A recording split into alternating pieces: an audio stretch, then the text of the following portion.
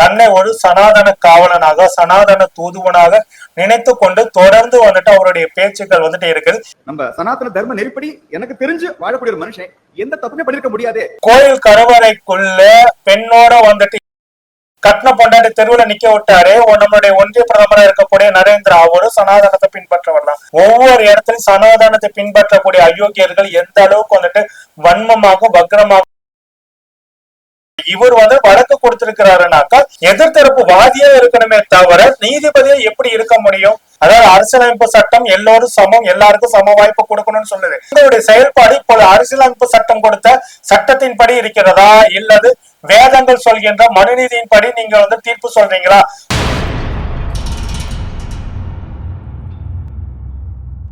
மைச்சனி 360 தோழர்களுக்கு வணக்கம். தோழர்களை நீதித்துறையில நீதிபதிகளா இருப்பவர்கள் அவர்கள் கொடுக்கின்ற தீர்ப்புகள் வந்து பாத்தீங்கன்னா எந்த பக்கம் சாராததா இருக்கணும் அப்படின்னாக்க அவர்களுக்குள்ள எந்த ஒரு சார்பு நிலையும் இருக்கக்கூடாது அப்படின்றது அதான் வந்து நீதித்துறையோட கண்ணியத்தை காக்கக்கூடியதா இருக்கும். நீதித்துறையை குறித்து கேள்வி எழுப்பாம இருக்க முடியும் அப்படின்றத பார்க்க முடியும். ஆனா தொடர்ந்து தமிழ்நாட்டுல இருக்கக்கூடிய மொத்த நீதிபதிகளிலே ஒரு நீதிபதி மூலம் மட்டுமே தொடர்ந்து வந்துட்டு ஒரு சர்ச்சையை வந்து கிளப்பப்பட்டுட்டே இருக்கு. அது என்னன்னாக்கா ஜி.ஆர். சாமிநாதன் அவர் மேல மட்டும் தொடர்ந்து பல சர்ச்சைகள் வந்துட்டு எழும்பிட்டு இருக்கு. தமிழ்நாட்டுல எத்தனையோ நீதிபதிகள் இருக்கிறாங்க, இந்தியா முழுக்கும் எத்தனையோ நீதிபதிகள் இருந்தாலும் ஜி.ஆர். சாமிநாதன் குறித்து மட்டும் தொடர்ந்து வந்துட்டு இந்த மாதிரி சர்ச்சைகள் வருவதற்கு முக்கியமான காரணமே அவர் தன்னுடைய சார்பு நிலையை வெளிப்படையா காட்டியதனுடைய விளைவுதான் அப்படின்னு சொல்ல முடியும். கிட்டத்தட்ட வந்து பாத்தீங்கன்னாக்கா அவர் பழைய நேரங்கள்ல தன்னை வந்துட்டு ஒரு உயர் நீதிமன்ற நீதிபதி அப்படின்றதே மறந்து தன்னை ஒரு சனாதன காவலனாக சனாதன தூதுவனாக நினைத்து கொண்டு தொடர்ந்து வந்துட்டு அவருடைய பேச்சுக்கள் வந்துட்டு இருக்குது. இதனுடைய நிலைப்பாடுகள்ல எடுத்துக்கொண்டுதான் மதுரை சேர்ந்த மனித உரிமை செயற்பாட்டாளரும் வழக்கறிஞருமான அண்ணன் வாஞ்சிநாதன் ஜி.ஆர். சாமிநாதனுடைய குறிப்பிட்ட சில தீர்ப்புகள் எடுத்து இது எல்லாமே சார்பு நிலை இருக்கிறது போல இருக்குது. அதனால இதெல்லாம் மறு ஆய்வு செய்யணும்னு சொல்லிட்டு உச்ச நீதிமன்ற தலைமை நீதிபதிக்கு ஒரு கடிதத்தை வந்துட்டு எழுதுறாரு. இது போன்ற கடிதங்கள் வந்து பாத்தீங்கன்னாக்கா மிக ரகசியமா இருக்கும் அப்படின்னு சொல்லப்படும் போது இதை வந்துட்டு அதிமுகவை சேர்ந்த ஒரு வழக்கறிஞர் மதுரையை சேர்ந்தவர் அதை வந்துட்டு எப்படியே எடுத்து அதை வந்துட்டு வாட்ஸ்அப் குரூப்ல லீக் பண்ண இதை வந்து ஜி.ஆர். சாமிநாதன் வந்து பாத்தீங்கன்னா வழக்கறிஞர் வாஞ்சிநாதன் அவர்களிடமே வேறொரு வழக்கு விசாரணைக்கு போகும்போது அவர் கேள்விகளை எழுப்பியதோடு அது எப்படி நீங்க வந்து பேசணும்னு சொல்லிட்டு அவர் மேலே இப்ப வந்து பாத்தீங்கன்னா வழக்கு போட்டு அந்த வழக்கையும் ஜி.ஆர். சாமிநாதனை விசாரிப்பார் அப்படின்ற ஒரு சூழல் இருக்குது. ஒரு மேல வந்துட்டு குற்றம் சாட்டி ஒருத்தர் வந்து வழக்கு தொடுக்க அந்த வழக்குக்கு அவரே நீதிபதியா இருப்பார் அப்படின்றது எந்த விதத்தில் அதை ஏற்றுக்கொள்ள முடியும்? அதை விசாரிக்கிற நீதிபதியாகவும் அவரே இருப்பாருனாக்கா அதுல எந்த இடத்துல நீதி கிடைக்கும்? ஆனாலும் தொடர்ந்து ஜி.ஆர். சாமிநாதனுடைய சார்பு நிலை எப்படி இருக்குன்றது அவருடைய தொடர் பேச்சுக்கள் மூலியமாக வெளிப்படையா தெரியும். இந்தியாவில் மிகவும் சர்ச்சைக்குரிய நீதிபதி யாருன்னு சொல்லி எடுத்துக்கிட்டாக்க அது முன்னாள் நீதிபதியாக இருந்த திரு மார்க்கண்டே கட்சி அவர்கள் சொல்ல தொடர்ந்து சர்ச்சைக்குரிய கருத்துக்கள் வந்து தெரிவிப்பாரு எப்பனாக்கா அவர் பதவிக்காலம் முடிந்த பிறகு. ஆனா ஜி.ஆர். சாமிநாதன் பதவி காலத்துல இருக்கும்போது தொடர்ந்து வந்து பாத்தீங்கன்னாக்கா மதவாத அமைப்புகள் நடத்துகின்ற அனைத்து கூட்டங்களையும் கலந்துக்கிறாரு.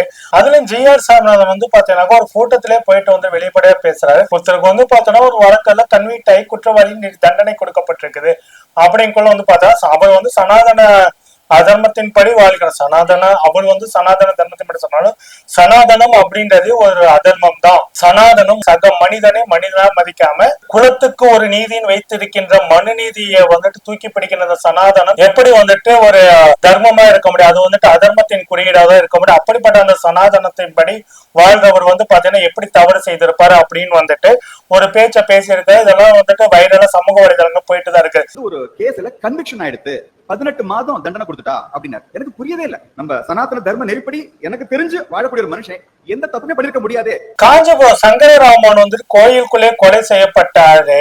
அப்புறம் அவரை கொலை செய்தவர்கள் யாரு வந்துட்டு குற்றம் சாட்டப்பட்டு காலத்துல வந்து பாத்தீங்கன்னாக்கா முக்கியமான பிரதான புள்ளிகள் 2 பேர் விடுதலை ஆயிட்டாங்க. மத்தவங்க எல்லாம் யாரு? கோயில் கருவறைக்குள்ள பெண்ணோட வந்துட்டு இது பண்ணாரு, அவர் யாரு? தொடர்ந்து வந்து பாத்தீங்கன்னாக்கா நீங்க சொல்ற இந்த சனாதன அதர்மத்தை வந்து பின்பற்றக்கூடிய நபர்கள் குறிப்பா வந்து கல்யாணம் பண்ணிட்டு பொண்டாட்டிய வந்துட்டு நடுத்தெருவுல விட்டு எனக்கு கல்யாணமே ஆகணும்னு சொல்லிட்டு ஒருத்தர் குஜராத்ல முதல்வராக இருந்து பிற்காலத்துல வந்துட்டு பிரதமர் தேர்தலுக்கு வரும்போது எனக்கு கல்யாணம் ஆச்சுன்னு ஒத்துக்கிட்டாரு.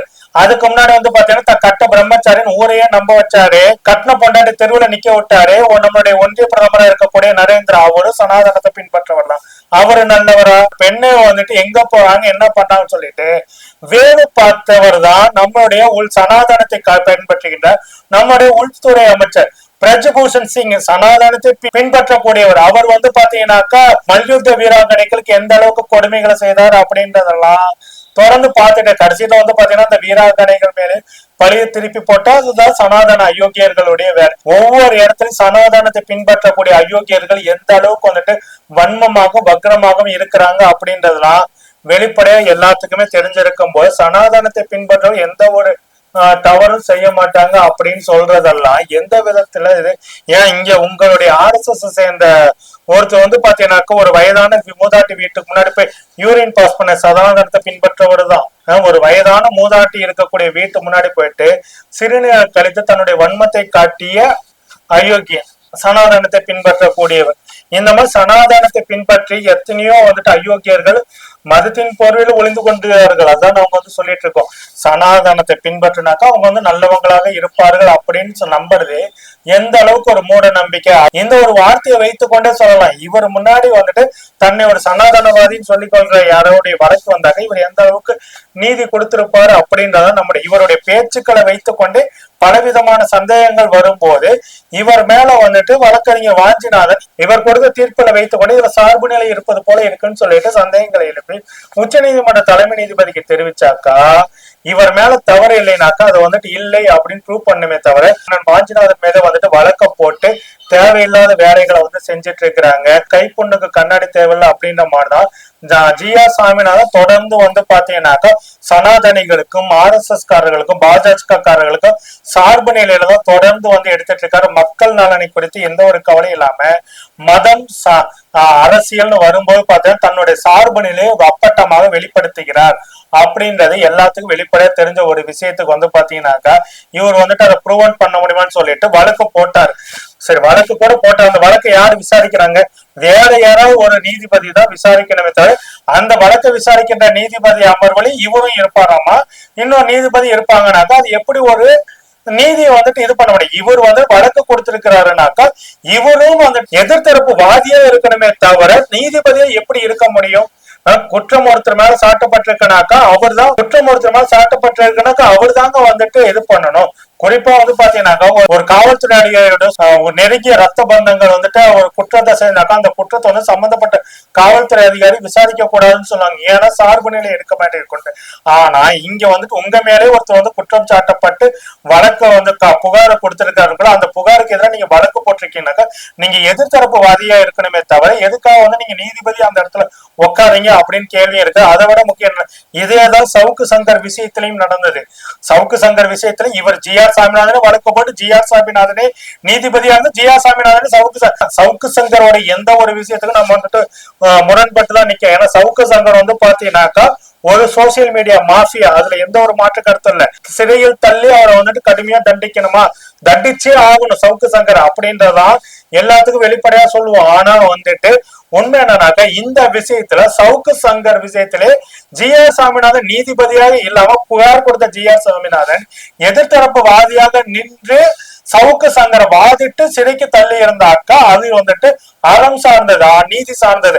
ஆனா சவுக்கு சங்கர் மேல இவரே கம்ப்ளைண்ட் ரேஸ் பண்ணி அந்த வழக்கு இவரே விசாரித்து சவுக்கு சங்கரை வந்துட்டு அது இவர் மேல இருக்க குற்றச்சாட்டுக்கு இவரே வழக்க விசாரித்து தன்னை நிரபராதுன்னு சொல்லி சவுக்கு சங்கரை எப்படி வந்துட்டு சிறைக்கு தள்ளுறது அறமாகும் நீதியாகும் அப்படின்ற கேள்வி இருக்கு. அது போலதான் இப்பொழுது அண்ணன் வாஞ்சிநாதன் விஷயத்திலையும் வந்துட்டு இதுல உண்மையிலும் சொன்னாக்கா அண்ணன் வாஞ்சிநாதனுடைய விஷயத்த பேசும்போது சவுக்கு சங்கர் போன்ற எழுபிரிவுகளை மேற்கோள் காட்ட வைக்கிறாரு இந்த GR சாமிநாதன் அப்படின்னா நம்மளுடைய கவலையா இருக்கு. இருந்தாலும் வந்துட்டு வேற வழியெல்லாம் சொல்ல வேண்டியிருக்கு. அண்ணன் வாஞ்சிநாதன் விஷயத்திலே வந்து பாத்தீங்கன்னா இதே தவறுதான் செய்யறாங்க. நீதிபதிகள் மேல வந்துட்டு யாரும் எந்த விமர்சனம் வைக்க கூடாது, சந்தேகங்கள் எழும்பக்கூடாது. நீதிபதிகளோட செயல்பாடுகள் அப்படி இருக்கணும் அப்படின்னு நம்ம வந்து சொல்றோம். நீதித்துறையில் GR சாமிநாதன் போன்றவர்கள் சார்பு நிலை எடுக்கிறாங்க அப்படின்னா நீங்க ஓய்வு பெற்றதுக்கு அப்புறமா நீங்க என்ன வேணாலும் பேசிட்டு போங்க, ஒன்னும் எங்களுக்கு பிரச்சனை இல்லை.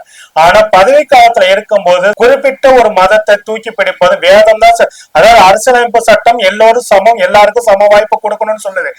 நீங்க வந்து பாத்தீங்கன்னா வேத நீதி அப்படின்னு பேசுறீங்க, சனாதனத்தை தூக்கி பிடிக்கிறீங்கனாக்கா நீ உங்களுடைய செயல்பாடு இப்போ அரசியலமைப்பு சட்டம் கொடுத்த சட்டத்தின்படி இருக்கிறதா இல்லது வேதங்கள் சொல்கின்ற மனுநீதியின் படி நீங்க வந்து தீர்ப்பு சொல்றீங்களா அப்படின்ற கேள்விதான் இருக்குது. எங்களுக்கு அம்பேத்கர் எழுதிய சட்டத்தின்படியான ஆட்சி தான் நடக்கணும்னு நாங்க நினைக்கிறோமே தவிர உங்களுடைய வேதகால மனுநீதி ஆட்சி வந்துட்டு இங்க தேவையில்லை இந்த நாட்டுக்கு அப்படின்றதுனாலதான் நாங்க கேள்வி எழுப்புறோமே தவிர ஜி.ஆர். சாமிநாதனுக்கு இங்க இருக்கவங்களுக்கு அண்ணன் வழக்கறிஞர் வாஞ்சிநாதன் பர்சனல் வெஞ்சர்ஸா இருக்குது, எந்த ஒரு விஷயமும் கிடையாது. உங்களுடைய தீர்ப்புகள்ல சார்பு நிலை இருக்கிறது வெளிப்படையா தெரிகிறது. அவர் வந்து எடுத்துக்காட்டினாக்கா உங்களுக்கு ஏசர் வலிக்குது.